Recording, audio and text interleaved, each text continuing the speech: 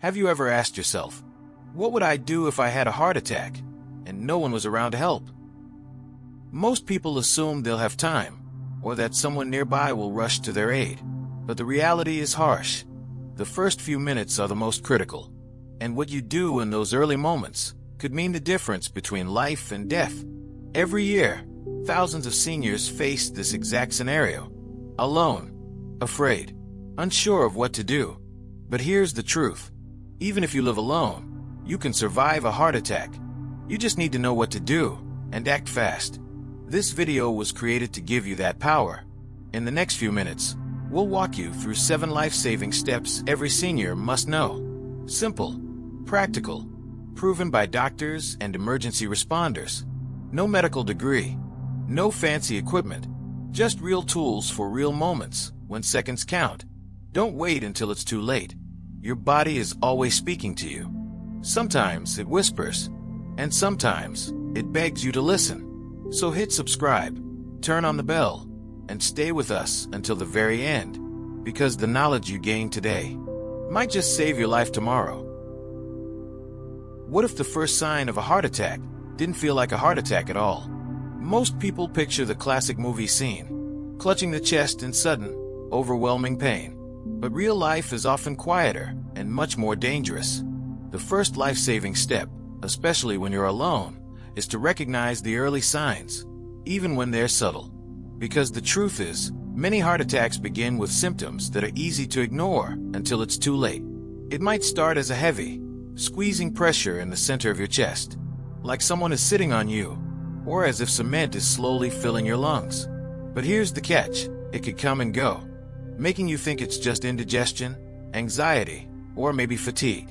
You may feel short of breath, even while sitting still. Some people feel pain in the arms, shoulder, neck, or jaw, not the chest. Others break out in a cold sweat, feel dizzy, nauseous, or suddenly exhausted.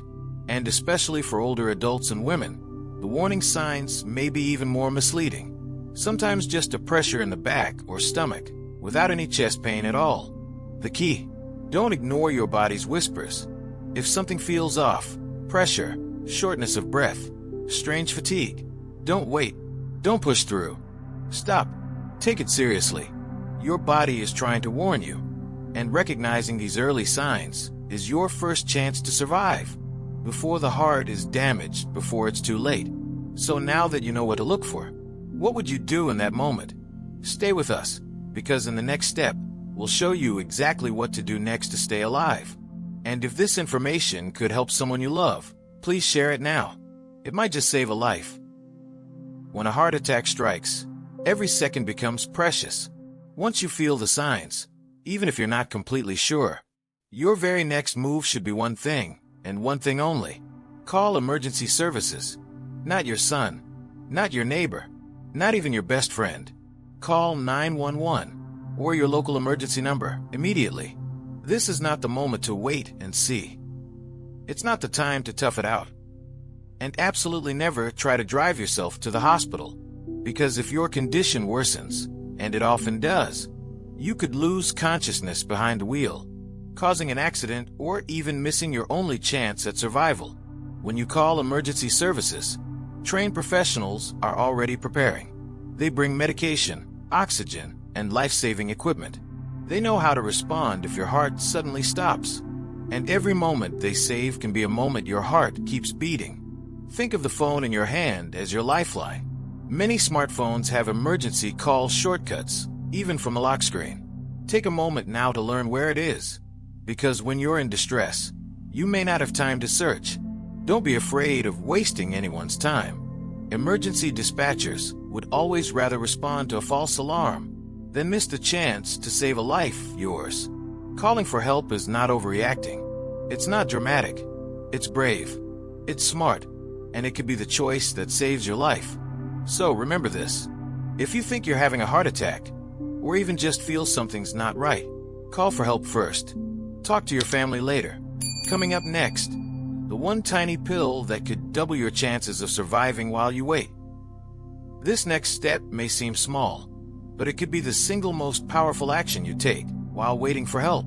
If you think you're having a heart attack, and you're not allergic or on blood thinners, chew one regular aspirin. Right now. Not swallow. Chew. Slowly. Calmly. Why chewing?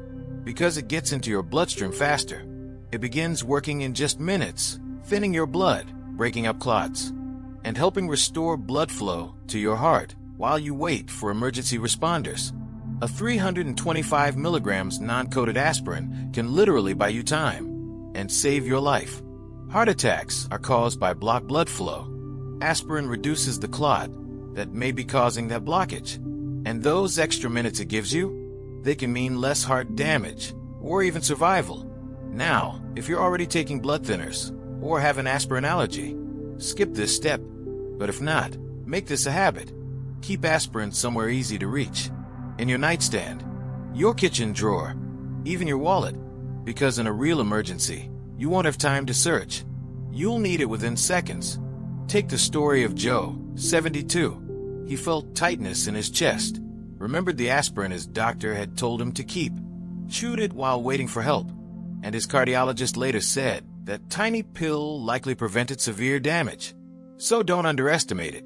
Aspirin is not just a medicine, it's a life-saving tool. Easy, accessible, backed by science, and when taken at the right moment, it can make the difference between life and death. So ask yourself, do you have aspirin within arm's reach?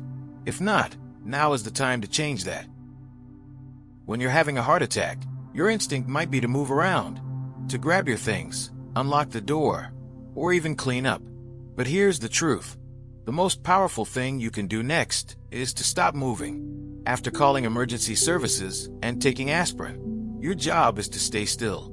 Sit in a chair with a firm back. Let your feet rest flat on the floor. Place your hands gently on your lap or at your sides. Keep your body calm, relaxed, and supported. Why? Because every bit of movement puts added strain on your heart, which is already struggling to get the oxygen it needs. Even walking to the kitchen or standing too fast can trigger a dangerous rhythm or collapse. If you feel faint or dizzy, lie on your side with your head slightly elevated. This can improve blood flow and reduce your risk of falling. And here's the key: breathe. Slowly, deeply. Let your breath anchor you. In through your nose. Hold for a moment. Out through your mouth. Focus only on that. Doing nothing right now isn't weakness, it's wisdom. It gives your heart a chance to stabilize. It conserves your strength for the moments that truly matter. So resist the urge to power through. Stillness is strength. And right now, it's exactly what your heart needs most. In the middle of a heart attack, every second matters. And sometimes a locked door can cost you those precious seconds. After you've called for help, taken aspirin, and sat down to rest. If you still have the strength, there's one small action that can save big time. Unlock your front door. It may seem simple, but when emergency responders arrive, a closed or locked door can delay their entry, forcing them to break in, costing valuable minutes, and potentially causing damage or injury. But if your door is already open, they can walk right in, begin treatment immediately, and get you the care you need, faster. If you live alone, especially in an apartment or gated community, think ahead. Do you have a smart lock with remote access? Or a secure medical lockbox with a spare key? These tools can be life-saving when seconds count. Consider this. Paul, 76, felt tightness in his chest. He called 911, chewed aspirin, unlocked his door, all in under 2 minutes. Paramedics said that simple act gave them immediate access and helped them start care 30 seconds faster. If walking to the door feels too risky, don't push it. But if you're close and steady, do it early. Because in that critical moment, an unlocked door isn't just an open path, it's an open lifeline. In a heart attack, your phone is more than a phone. It becomes your lifeline. Once you've called emergency services, switch your call to speaker. This simple move frees your hands, so you can focus on staying calm and breathing deeply, without the strain of holding a phone to your ear.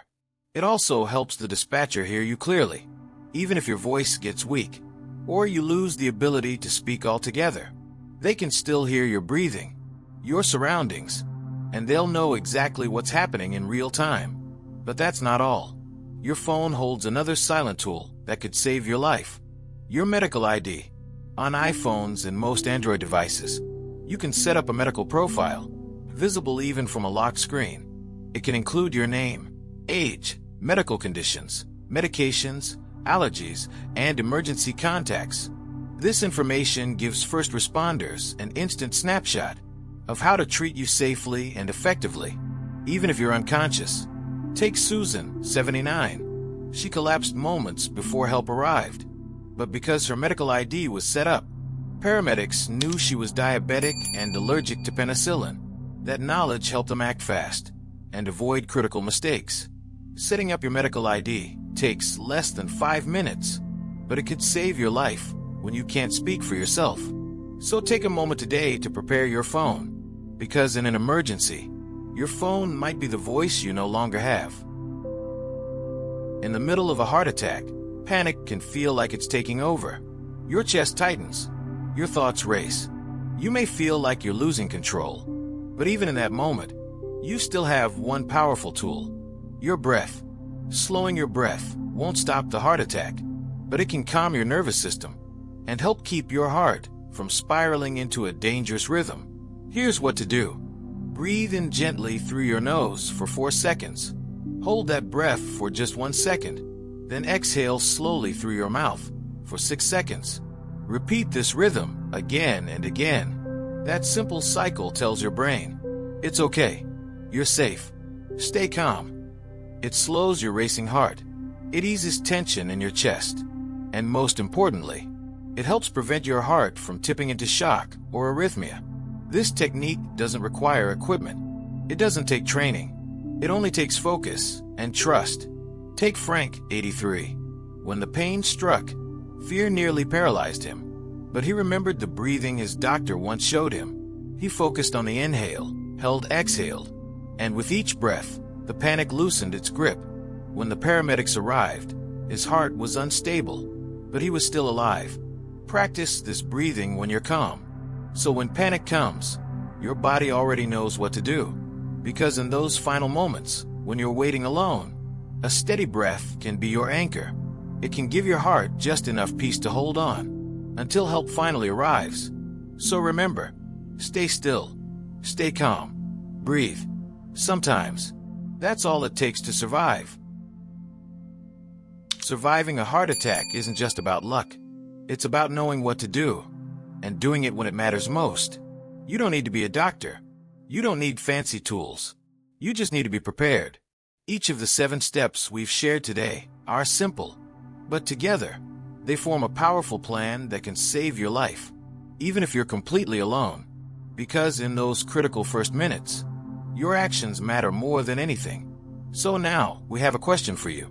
Are you ready? Have you taken the time to learn these steps, to practice them, to prepare for the unexpected? And even more importantly, have you shared this with someone you love? This information could be life-changing for a parent, a grandparent, or anyone living alone. So please, don't keep it to yourself. Send this video to someone who needs it. And if you found this helpful, we'd be honored to have you join our community. Backhand Index Pointing Right, subscribe to our channel for more life-saving tips, health insights, and content made just for you and your family. Turn on the bell so you never miss a message that could save a life. Thank you for watching. Stay safe, stay strong, and as always, take care of your heart.